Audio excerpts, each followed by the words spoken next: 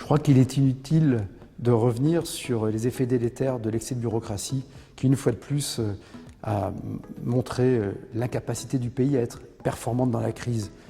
On l'a vu sur les respirateurs, sur le gel hydroalcoolique, sur les masques, sur les tests. Bref, on a eu la pénurie de ce qui était nécessaire et on a eu l'excès de ce qui était superflu. Je pense en particulier aux attestations. On a été le pays recordman des attestations pendant la crise sanitaire.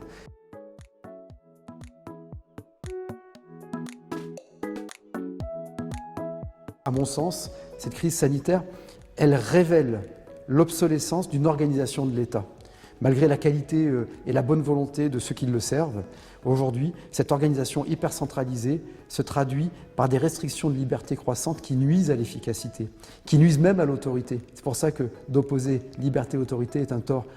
Quand on n'arrive plus, quand l'État régalien n'arrive plus à réprimer ceux qui trichent, ceux qui ne respectent pas les protocoles sanitaires, ceux qui dealent dans la rue, presque quel que soit l'exemple, eh bien, il multiplie les interdits généraux qui embêtent l'immense majorité des gens. Il est fort avec les faibles et faible avec les forts, alors que c'est le contraire qu'il faut faire.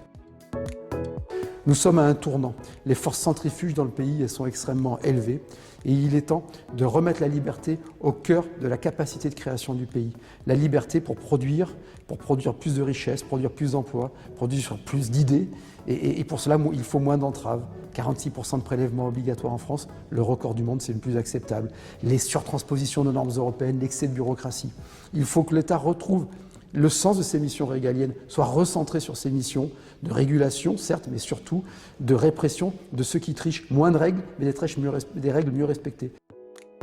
Puis enfin, que la société, que la nation puisse être soudée par la culture, par le sport, par l'éducation, par l'égalité des chances. C'est ça le combat qui doit nous amener. Et Génération Libre, de ce point de vue-là, a un immense mérite. C'est de rappeler que la liberté est au cœur de la matrice créatrice. Cette liberté, aujourd'hui, elle est attaquée.